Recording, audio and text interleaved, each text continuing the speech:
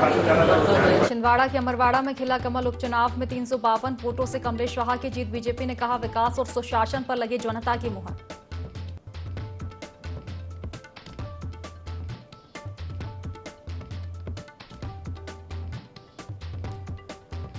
CM doctor Mohan Yadav का mission निवेश मुंबई के वाटरदास में इन्वेस्ट इंटरैक्टिव सेशन जीआईएस 2025 में की शिरकत, उद्योगपतियों से की चर्चा।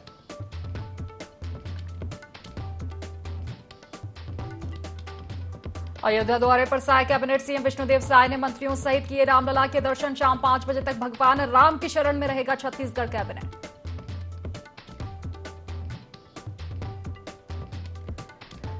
एमपी में झमाझम बारिश का दौर, बीते 24 घंटों में भोपाल, इंदौर समेत 12 जिलों में गिरा पानी, 8 जिलों में तेज बारिश का अलर्ट।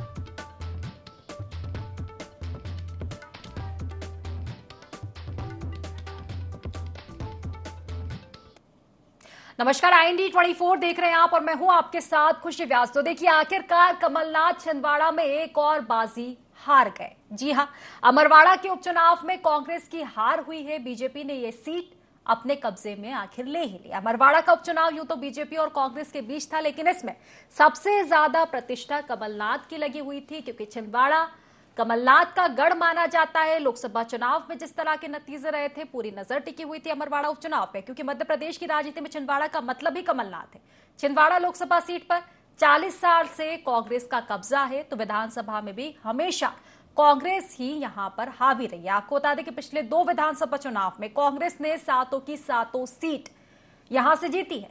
पिछले लोकसभा चुनाव में कमलनाथ के बेटे नकुलनाथ लोकसभा चुनाव हारे, तो अब अमरवाड़ा सीट भी कांग्रेस के हाथ से चली गई। अब तय है कि इसका असर कमलनाथ के राजनीतिक प्रभाव पर भी पड़ेगा। वहीं इस जीत के बाद बीजेपी में सीएम डॉक्टर मोहन यादव नायक बनकर उभरे हैं।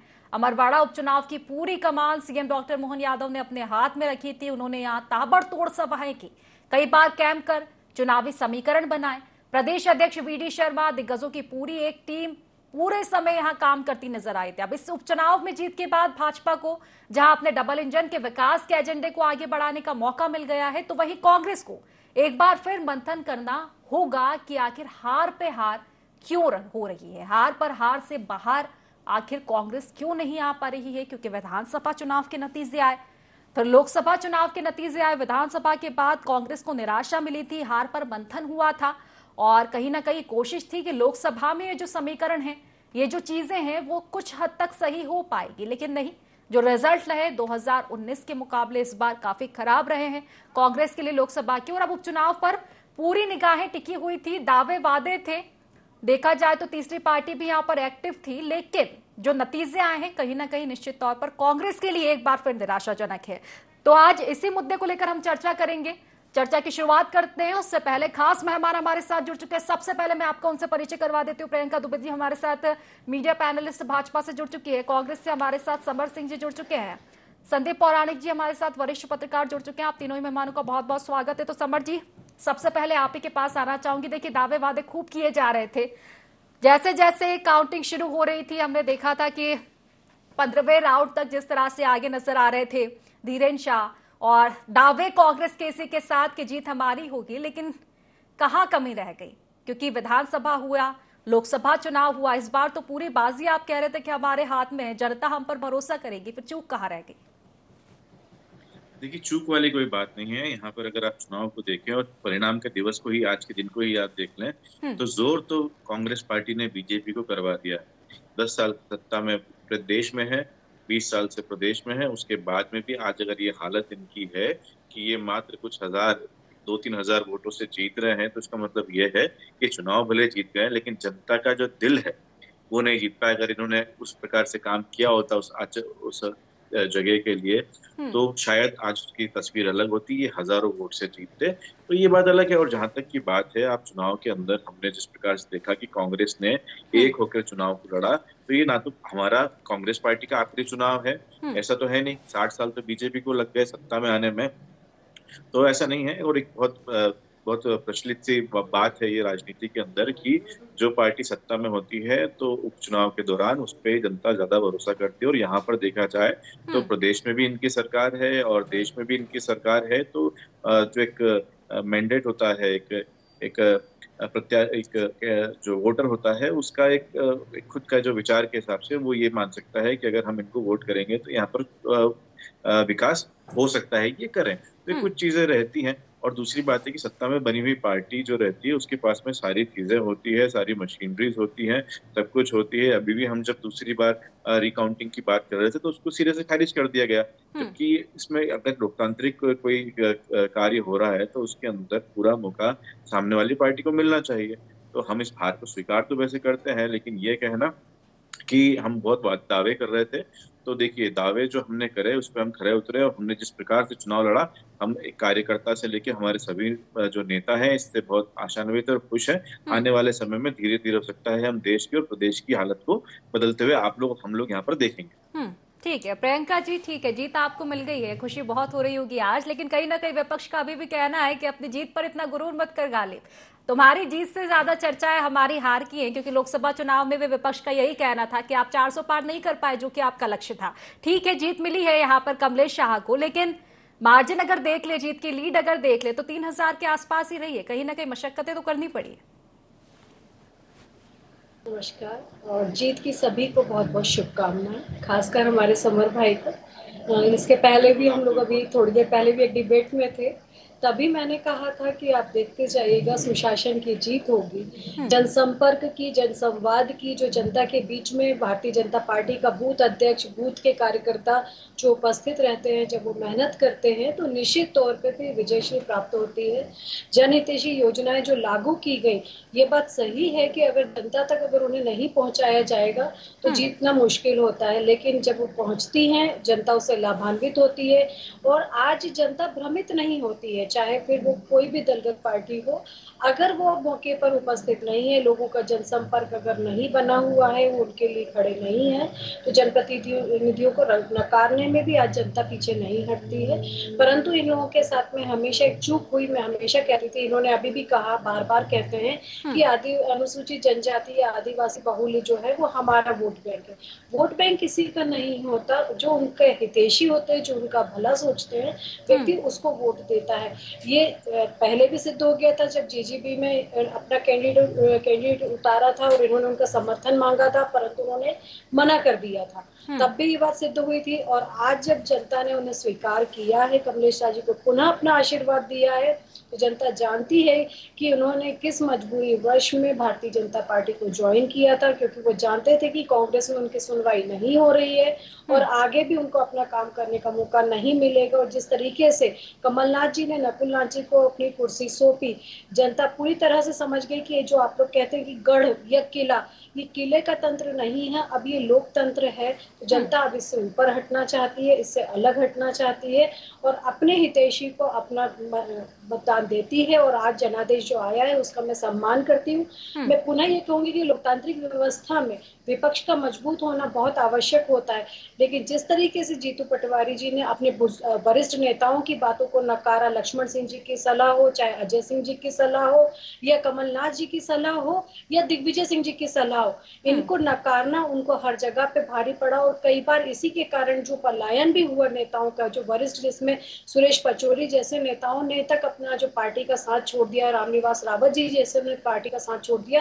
तो मैं पुनः यह कहूंगी समर भाई से कि आप लोगों को विचार करना चाहिए कि इतनी पुरानी पार्टी का इस तरीके से विघटन क्यों हो रहा है। और मजबूत विपक्ष लोकतंत्र की एक खूबसूरती होता है। तो आप लोगों को भी शुभकामनाएं, आप लोगों ने मेहनत करी, परंतु मैं ये कहूंगी कि आत्म अवलोकन फिर से करना चाहिए। ठीक है, आत्म अवलोकन करना चाहिए, नहीं करना चाहिए, इसे को लेकर चर्चा कर लेते हैं। संदीप जी, देखिए, सबसे पहली प्रतिक्रिया है नतीजों को लेकर ही। पार्टियां दमखम लगाती हुई नजर आ रही थी, अमरवाड़ा पर पूरा फोकस था, और फोकस ये भी कि कहीं ना कहीं जो दाव है वो छिंदवाड़ा में कमलनाथ पर कहीं ना कहीं लगा था, क्योंकि छिंदवाड़ा जिस तरह से एक गढ़ वाकई कहा जाता है, लोकसभा चुनाव में कहीं ना कहीं बीजेपी को एक डर जो था शायद छिंदवाड़ा से ही था, क्योंकि वो एक ऐसा गढ़ था जो ढहा नहीं पाई थी 2019 में भी बीजेपी, लेकिन नतीजे कुछ और आए। अगर छिंदवाड़ा के जो नतीजे आए हैं लोकसभा चुनाव से, उसके बाद भी क्या मंथन में कमी रह गई थी कोई कुछ, जो अमरवाड़ा में फिर इस तरह की तस्वीरें कांग्रेस को देखने लगी? आप किस तरह से देखते हैं इस नतीजे को? देखिए, चुनाव के जो नतीजे आए हैं वो बीजेपी को खुश करने वाले हैं, कांग्रेस को मायूस करने वाले हैं। लेकिन एक सवाल ये है कि ये गढ़ किसका माना जाता रहा है? कमलनाथ का। लोकसभा में भी चुनाव हारे और अब अमरवाड़ा में हार गए। स्वाभाविक सी बात है कि ये चिंतन का दौर है कांग्रेस के लिए कि आखिर उनकी निरंतर पराजय क्यों हो रही है, ऐसे क्या कारण है कि उन्हें एक बार फिर हार का सामना करना पड़ा। वो व्यक्ति जो उनका दल छोड़ के जाता है, दूसरे दल में शामिल होता है और वो चुनाव जीत जाता है। क्या कांग्रेस की रणनीति कमजोर रही, या कांग्रेस की तैयारी में कोई कमी रह पाई, या कांग्रेस में समन्वय बेहतर नहीं था। इस बार चुनाव की पूरी तरह कमान अगर हम देखें तो प्रदेश अध्यक्ष जीतू पटवारी के पास थी। कमलनाथ ने और नकुलनाथ ने प्रचार जरूर किया वहां लास्ट के 3-4 दिन, लेकिन इस बार के चुनाव में पूरी ताकत जीतू पटवारी ने झोंकी और मुझे लगता है कि कुछ कमी तो रही होगी तभी तो ये हारे। लेकिन दूसरा पक्ष भी हमें ये देखना होगा कि बीजेपी भी बहुत बड़े अंतर से नहीं जीती। वो लगातार यही कहती रही कि हम बड़ी जीत हासिल करेंगे, 50,000 से 51,000 से जीते। तो क्या कारण रहे कि सिर्फ 3,000 वोटों के अंतर से आप जीते? ये समीक्षा का दौर दोनों दलों के लिए, मुझे लगता है कि देखिए बीजेपी खुश होगी कि उसने किला ढहा दिया। पिछले 3 चुनाव से कमलेश शाह चुनाव जीत रहे थे कांग्रेस के उम्मीदवार के तौर पर, लेकिन उतनी बड़ी जीत नहीं हुई है बीजेपी की जितनी वो अपेक्षा कर रही थी। तो मुझे लगता है कि कांग्रेस के साथ साथ बीजेपी के लिए भी ये मंथन का समय है। समर जी, आप ही के पास आऊंगी। देखिए, ये कहने से तो चलेगा नहीं, जिस तरह से आप पहले चर्चा कर रहे थे कि कहीं ना कहीं सत्ता में जो लोग बैठे हुए हैं उनके पकड़ ज्यादा हो जाती है, लेकिन सत्ता में वो तब तक बैठे रहेंगे जब तक आप उनको मात नहीं देते हैं। विधानसभा चुनाव के नतीजे आए, ठीक है, लोकसभा चुनाव में हमने ये तस्वीरें देखी थी, दिग्गज ने वही गढ़ से बाहर नहीं निकल पाए थे। चाहे हम दिग्विजय सिंह की बात कर ले, कहीं ना कहीं उनका जो प्रचार है एक राजगढ़ तक ही सीमित हो गया था, कमलनाथ जी छिंदवाड़ा तक सीमित हो गए थे। अब उपचुनाव की बारी आई, हालांकि छिंदवाड़ा में कमलनाथ जी पहुंचे, लेकिन जिस तरह से संदीप जी चर्चा कर रहे थे और इसी बात पर मैं आना चाहूंगी, कहीं ना कहीं ज्यादा दमखम जो है जीतू पटवारी जी ने वहीं पे लगाया। नहीं लगता कि कहीं ना कहीं एक बार फिर से जो संगठन है वो कमजोर होता हुआ नजर आया है? क्या अभी भी कुछ कमियां नजर आ रही है, कुछ भितरघात नजर आ रहा है? क्योंकि हमेशा से एक बात कही जाती है, कांग्रेस खुद से ही लड़ती हुई नजर आती है। देखिए, इसके अंदर बात यह है कि जहां तक आपने दिग्विजय सिंह जी की बात की तो खुद चुनाव लड़ रहे थे। हाँ। तो वो पूरे प्रदेश में प्रचार नहीं कर सके उस समय। जहां तक छिंदवाड़ा की बात करें, और छिंदवाड़ा की गढ़ से कमलनाथ जी बाहर नहीं निकले क्योंकि वो खुद अपने ही गढ़ के अंदर चुनाव लड़ रहे थे। लेकिन ये चीजें बीजेपी में भी देखने को मिली थी ना समर जी, बीजेपी से भी थे दिग्गज।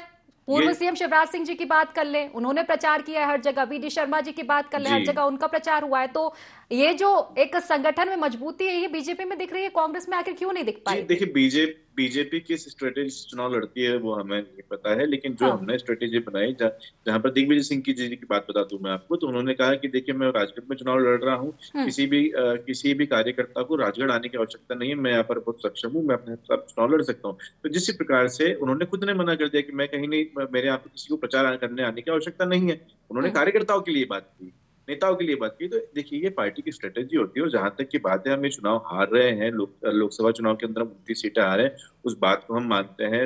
राज्यसभा, आपके विधानसभा चुनाव के अंदर भी हमें आज भी हार का सामना करना पड़ा। लेकिन ये चीज आपको समझनी पड़ेगी कि पॉलिटिकल एनालिसिस अगर इस चीज से किया जाए तो जो दल छोड़ने वाले नेता हैं, जो कि जीतने वाले कैंडिडेट हमारे हुआ करते थे, उनको या तो बीजेपी ने खरीद के सत्ता में काबिज हो गई, या फिर उनको डराया धमकाया, पुलिस ईडी के माध्यम से उनको डराया गया।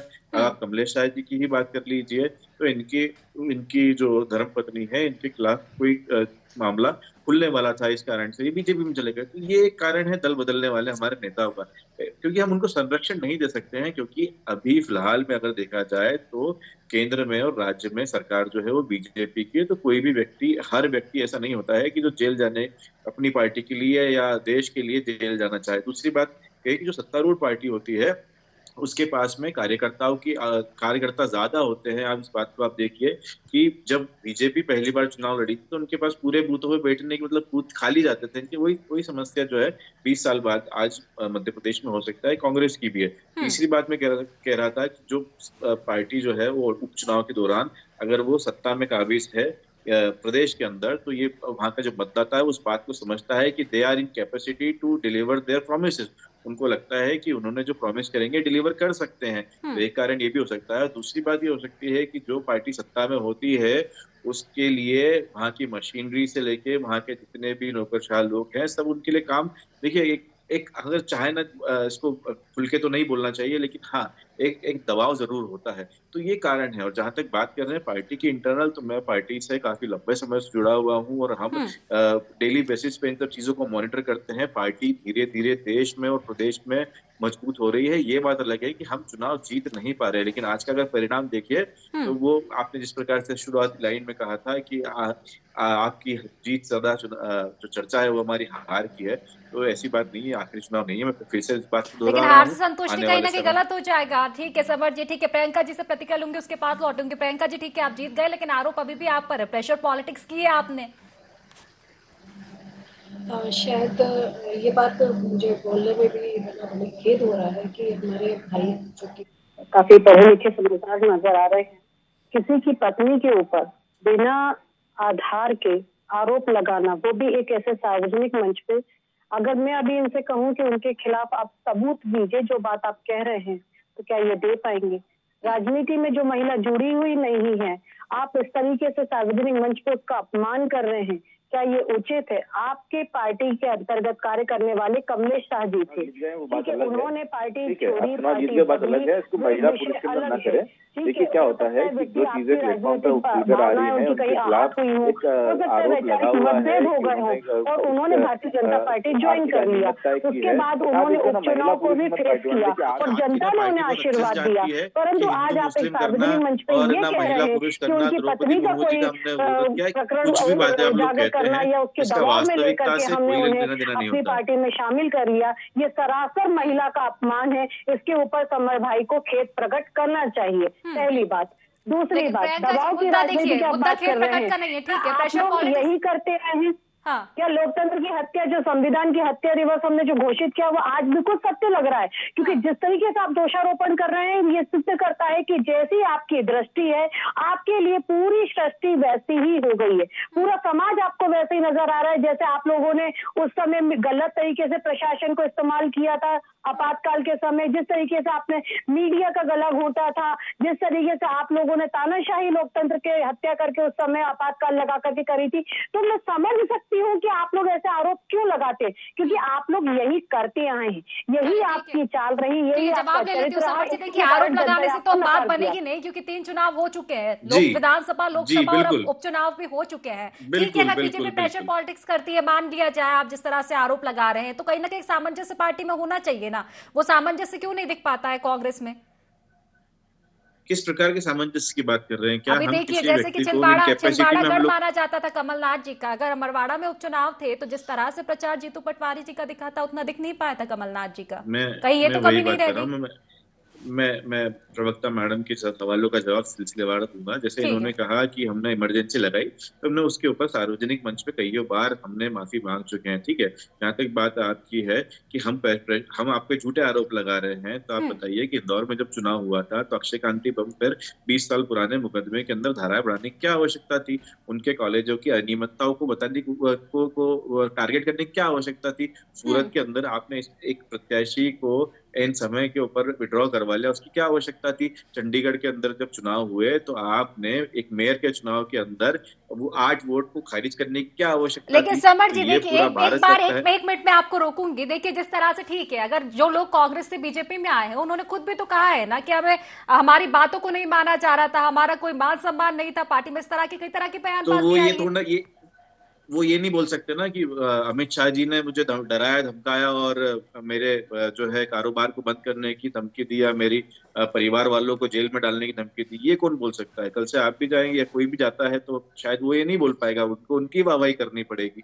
समझ रहे ना उस चीज को आप? तो ये एक प्रेशर पॉलिटिक्स है। सच में बीजेपी के बारे में आपको बता दूं, ये बताने की आवश्यकता नहीं है, आप भी इस बात को जानते हैं।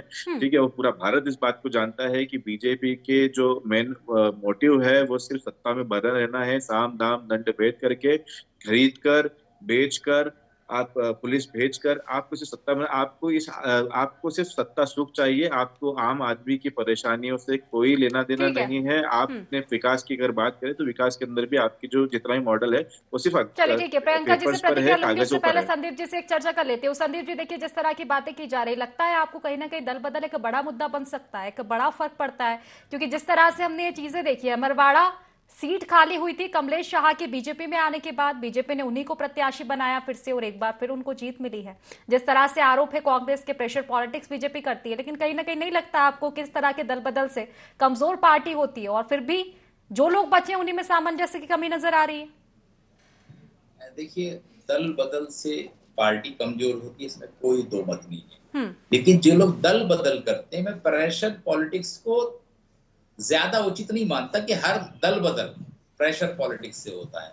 मेरा अपना ये मानना है कि जो संबंधित व्यक्ति होता है उसे अपने लाभ दिखते हैं, उसे ये दिखता है कि हमारी सत्ता में भागीदारी बढ़ेगी। मैं ये कह रहा हूं कि जिन राज्यों में बीजेपी की सरकार है या कांग्रेस की सरकार रही है, वहां के अपोजिशन के विधायक सत्ताधारी दल में क्यों जाते हैं? क्योंकि उनका चुनाव से पहले कहीं ना कहीं कोई समझौता होता है। चुनाव वो लड़ते हैं, चुनाव जीत जाते हैं, उसके बाद मंत्री बन जाते हैं। अगर विपक्षी दल में वो रहेंगे तो मंत्री बनने का अवसर तब मिलेगा जब वो दल सत्ता में आएगा।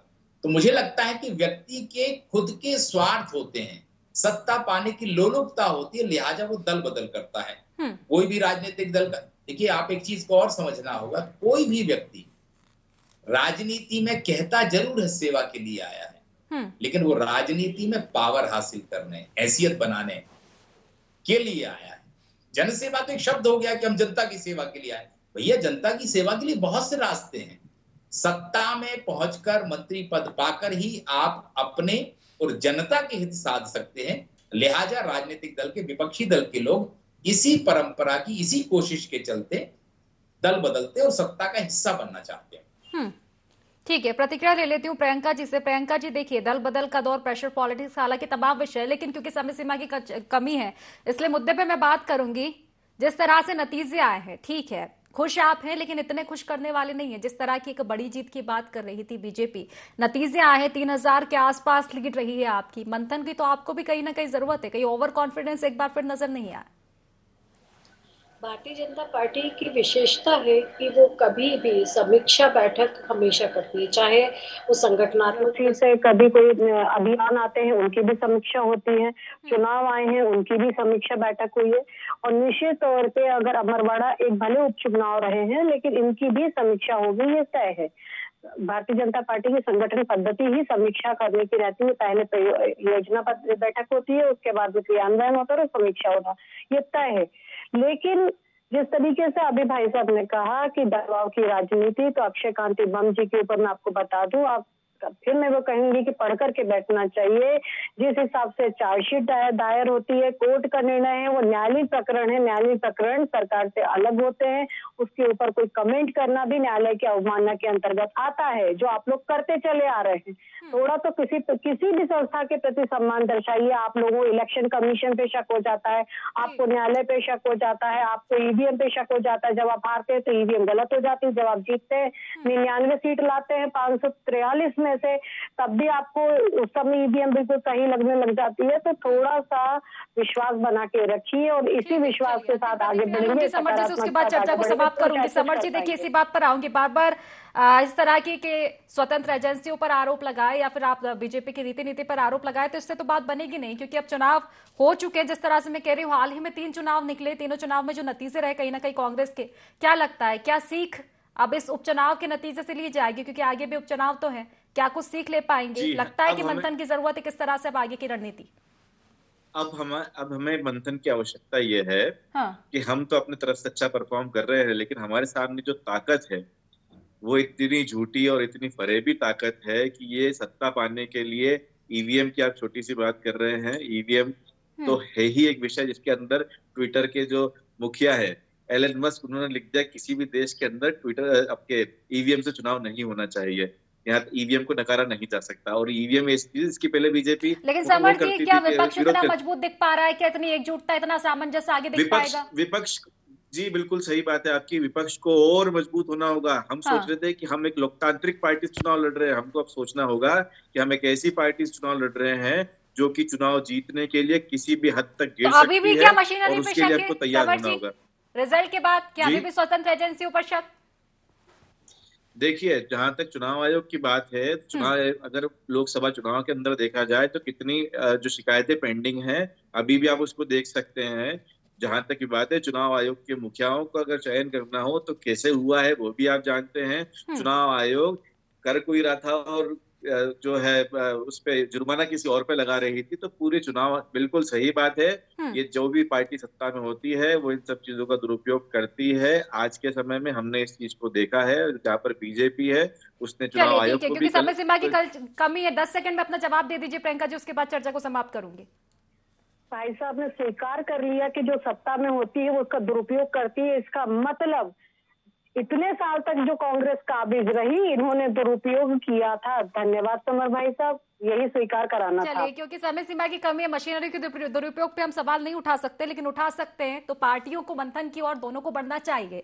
जीत चाहे बीजेपी की हुई है, लेकिन इतनी बड़ी लीड नहीं रही, कांग्रेस को कहीं ना कहीं और भी मंथन की जरूरत है। चलिए, फिलहाल क्योंकि समय सीमा की कमी है इसलिए चर्चा को यही समाप्त करूंगी। आप तीनों मेहमानों का बहुत बहुत शुक्रिया इस चर्चा में जुड़ने के लिए। तो देखिए, अमरवाड़ा उपचुनाव जिसके लिए त्रिकोणीय समीकरण बनता हुआ नजर आ रहा था, दावे वादे तीनों ही पार्टियों के थे, खासतौर पर बीजेपी कांग्रेस का पूरा फोकस था इस सीट पर, लेकिन अब नतीजे आ चुके हैं, बीजेपी की जीत हुई है और कहीं ना कहीं एक बड़ा झटका कांग्रेस को लगा। ऐसे में मंथन की और भी कहीं ना कहीं जरूरत है कांग्रेस को।